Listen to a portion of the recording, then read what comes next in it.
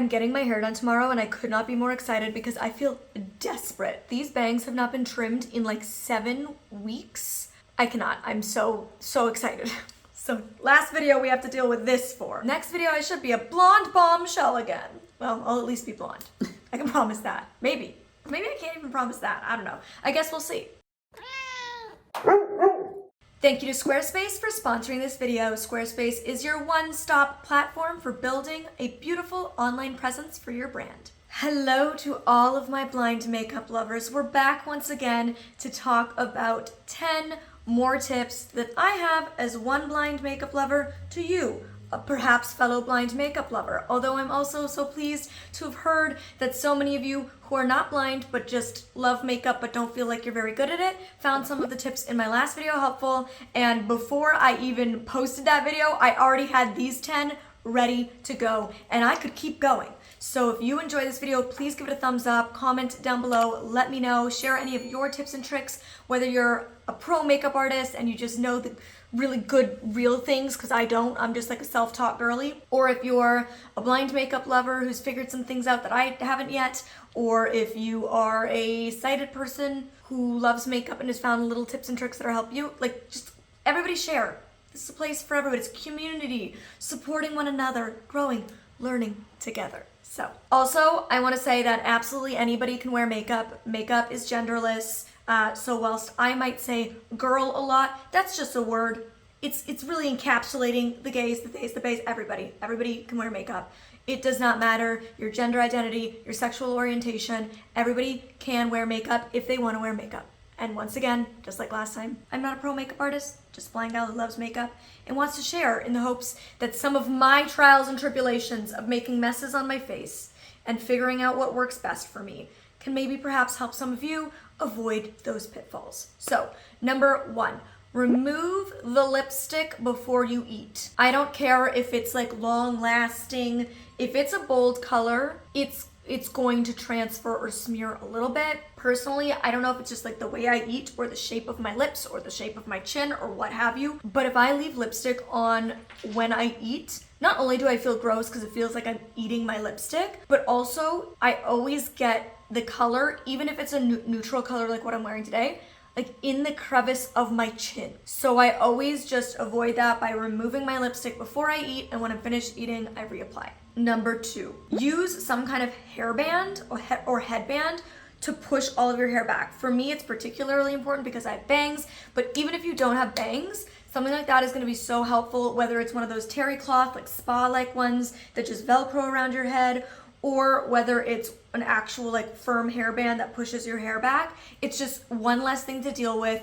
No hair in your face. You're not going to get foundation or anything in your hair. So definitely do that. Number 3, use a brush cleaning mat. I have this one here from Sigma. I'm gonna link any products I mentioned down below. So I will link some hairband options. I will link matte cleaning options, all of these things below in case you want like an easy shoppable link. But I have the one from Sigma that's really, really good. This is a new thing to my life and I absolutely have fallen in love. If you want to use your fingers and hands for everything, girl, do it. Like if that's what works best for you, go for it. I personally like applying most of my makeup with brushes. This is gonna allow you to have less brushes, which is nice. Like you have to buy less brushes, you have to worry about less of them, organize less of them, takes up less space. But if you're, say, using a pink blush one day and then a coral blush the next, you're able to use that same blush brush and just clean it off on the mat without getting it wet, without using any sprays, and it removes that color. You can just use like one eyeshadow brush, but clean it between each color so that you're able to use lots of different colors without having to use lots of different brushes. So it's just super easy. I adore it. Number 4, damp sponges. If you use sponges like a beauty blender, I like the Real Techniques one. Tons of brands make them now. Not all are created equal. I definitely think there's some good ones and some bad ones. My favorite is the Real Techniques, based solely on like it's a good price, but also still a really high quality product. I like both their powder one and their foundation one. So the powder one has more of like a brushed finish, almost like a velvety finish. And then the other one is just like a traditional sponge feel. But always wet them. I know a lot of people don't realize that you're supposed to wet them. To do that, run it under the sink and squeeze it as the water runs over it. Then once it's kind of increased in size and softness, turn the water off and just wring it out as much as you can so it's damp but not wet. When you squeeze it, there shouldn't be any more water dripping out of it. Even if you use your hands to do your foundation and concealer, this can really help blend it even more seamlessly after the fact and help remove any excess product. So even if you're not using it for your foundation or concealer, if you feel like you've maybe gone too heavy-handed with, say, a cream or liquid blush, it can help remove some of that excess. It can help take a more heavy coverage foundation and make it more sheer. If I want to use like my full coverage Estee Lauder Double Wear that's matte because I want a matte foundation but I don't want it to be as heavy coverage, I'll always use my beauty sponge to help blend out and just kind of remove some excess product. Speaking of Estee Lauder, actually, number 5, they do have a color matching tool. I talked about color matching in the last video, but Estee Lauder actually has a tool that you can use. It's like an app, essentially, and you like hold it in front of your face and it will color match you. You need to have good lighting, so sit in front of natural lighting or go outside, and it can tell you what foundation shade you are, so that's a really useful tool.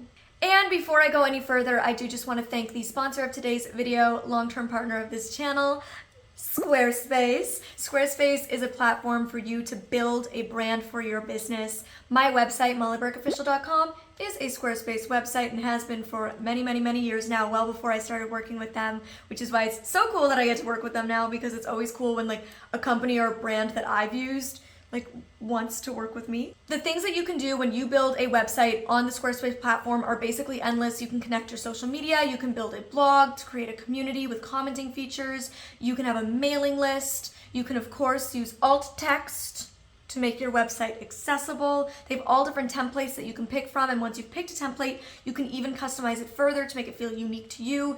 It's so much more cost effective than hiring somebody to build you a website from scratch. I know, because I've looked into the options before and I was like, yeah, no, I'm gonna stick with Squarespace.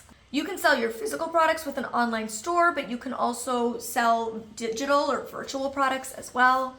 And if you would like to get 10% off, you can use my code MollyBurke, squarespace.com/MollyBurke, 10% off your first purchase of a website or domain name.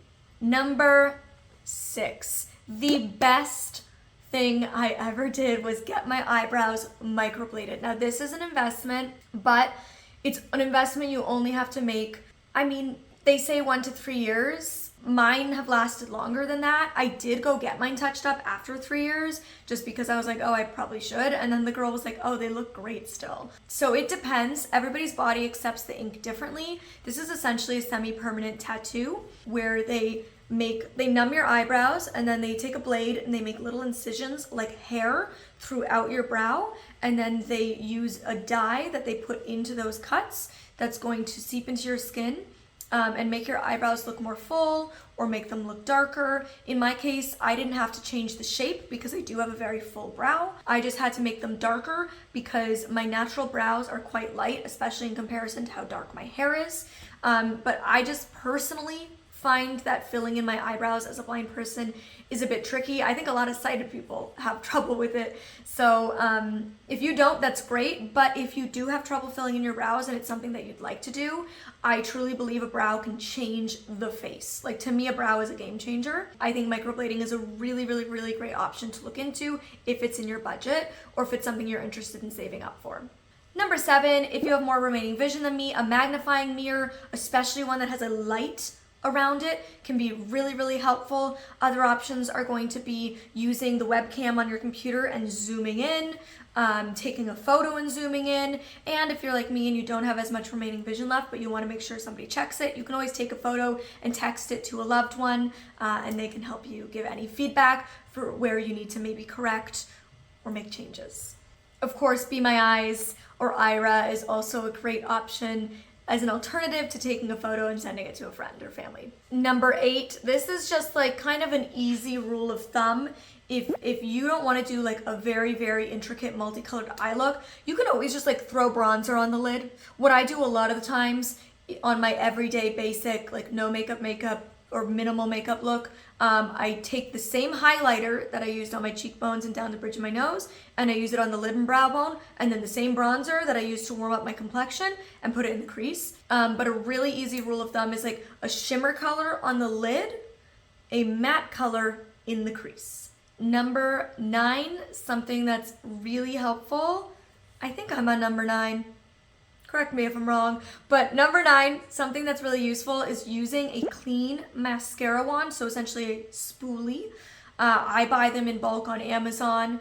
I can have that linked below. But using one of those spoolies to comb through your lashes once the mascara has started to dry. And this can help make sure your lashes don't get clumpy. It's gonna help separate them even further. I would also recommend avoiding your bottom lashes, especially if you're new to mascara.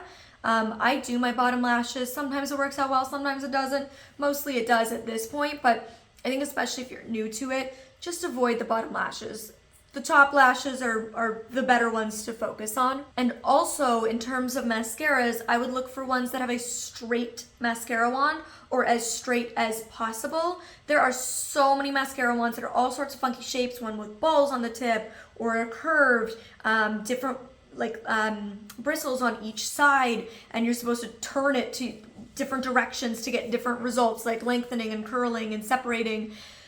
Those are really tricky to use, especially when you're new. So I would recommend trying to go for a wand that is like as simple, straight, and uniform as possible. Number 10, learning about what colors complement which undertones can be really, really helpful. I talked a bit about that in the first installment of this video, kind of learning about your skin, your complexion, your face, and what's gonna best complement you. I mean, you don't have to do what's just gonna best complement you. I think for me, I like makeup to enhance my natural features. So I do like to understand what colors are gonna best complement me, and what my complexion is like, what I'm trying to target. But I think understanding color theory can be really helpful, and it's also really helpful with fashion. You can hire a specialist to do a color consultation to actually explain this stuff to you, or there's tons of YouTube videos and TikToks out there to help explain it as well. I think I'm actually on number 11, so let's just go for it. For organization, I think vanity is really helpful. If you don't have the room or space or funds to buy a vanity, I would recommend getting some organization. I bought mine for my LA place on Amazon. Again, they'll be linked below. And they're just clear acrylic organizers. So I have one for lipsticks, I have drawers, I have one for my brush holders, to keep everything organized and separated. So for example, with my brushes, I have my eye brushes in one, my face brushes in one, and my foundation and concealer and cream product brushes in one. And then I have all my lipsticks organized. I have everything in drawers because I don't have a vanity there. And then here where I have my vanity, you might have seen in this video recently, I showed how I separated and organized it. That makes sense for my brain, but I think that's really helpful. And you can just stick those on top of your vanity, like your countertop in your bathroom, or on your desk if you have a desk for your workspace. And I think just having that one place where you go and you stand or you sit every day and all of your products have the same space is super helpful versus just working out of a makeup bag. Although if you don't have a ton of product, a good organized makeup bag is definitely something that can work well. I would also recommend using Braille labels if you're a Braille user, or using bump bits, different tactile markers like hair elastics to keep things organized, and just buying one of each product, especially at the beginning when you're getting used to things. You don't need a whole collection. Just having one of each product and learning and practicing with that makes it easy, and you're not going to be as easy and it's going to be easier to not mix products up when you only have one of each thing and they feel distinctly different. And I think that seems like a good place to end today's video. I really hope you learned something and this was helpful in any capacity. I just, as you guys know, am a beauty junkie and lover, so I hope, I could share some of my passion with some of you. And that's it for today's video. Thank you to Squarespace for sponsoring it. And until next time, if you missed part 1 of this video, here are 10 more tips right here that you can go watch right now. And if you want to see how I organized my vanity recently as a blind makeup lover, you can click over here to check that one out. See you next time. Bye.